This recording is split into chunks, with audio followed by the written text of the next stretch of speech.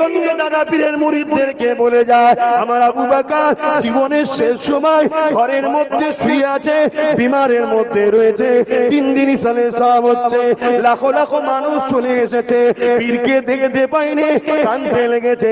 আপনাদেরই দাদু পদ্দাদু হবে, হাউমাউ করে কাঁদে, হুজুরকে দেখতে পেলাম না।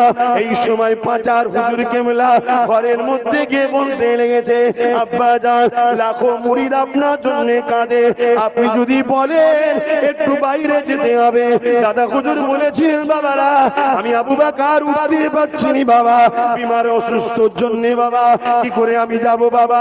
মুরিদরা বলে, ওই সময় ছেলেরা বলেছিলেন, হুজুর দরজাটাকে কেটে আপনি শুয়ে থাকবেন তক্তপোষের উপরে, ওই তক্তপোষটাই চাগিয়ে বাইরে বার করব। দাদা হুজুর বললেন, ঠিক বলেছো বাবা। ওই অবস্থায় বার করা হলো। দরবারে যখন বার করে, বিশাল চিৎকার দিয়ে লাখো মানুষের চোখের পানি।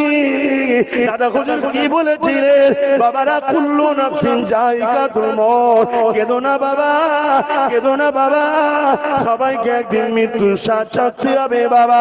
আমি আবু বকর তোমাদের জন্য বাবা অনেক কিছু করে রেখে গেলাম। এই বাংলা শেরেক ভরা ছিল, তাকে আমি মুক্ত আল্লাহ করিয়েছে আমার দ্বারা। পীরের নামে জবাই করা হতো, আমি বন্ধ করেছি।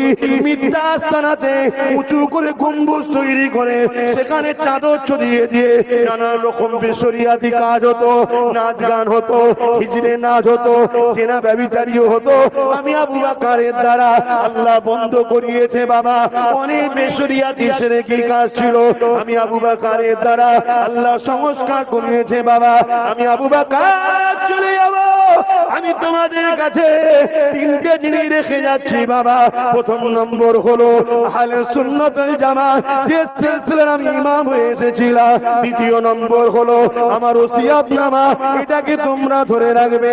3 নম্বর হলো বাবা আমার আওলাদ, এদেরকে পিয়ার করবে, ভালোবাসবে, মহব্বত করবে। যদি আমার আওলাদের মধ্যে বাবা কাউকে দেখো শরিয়ত বিরোধী হয়ে গেছে, তার সমালোচনা করবে না, তার থেকে মুখটা ঘুরিয়ে নেবে, তার কাছে যাবে না, তাকে মানবে না। তুমি যদি মুরিদ দাবি করো, তাহলে রাস্তায় কেন দাঁড়াও? তোমার পীরের বাচ্চার মোকাবিলায় তুমি যদি মুরিদ দাবি করো, তাহলে তোমার তো উচিত ফুরফুরার জমিনে যাওয়া। ভাইজান আপনি কি কথা বলেছেন শুনলাম নাকি? আমি বলতাম, বলেছি কি বলিনি? দুজনে ঘরে বসে মীমাংসা হয়ে যেত। গুন্ডাগিরি করছো, মস্তানি করছো, পাওয়ার দেখাচ্ছ, সরকার তোমার পকেটে। আরে সরকার কেন, তামাম পৃথিবীর যার হাতে পাওয়ার ছিল, ওই বুশকে আল্লাহ পাক নেস্তেনাবুদ করে দিয়েছে। নমরুদ কি আল্লাহ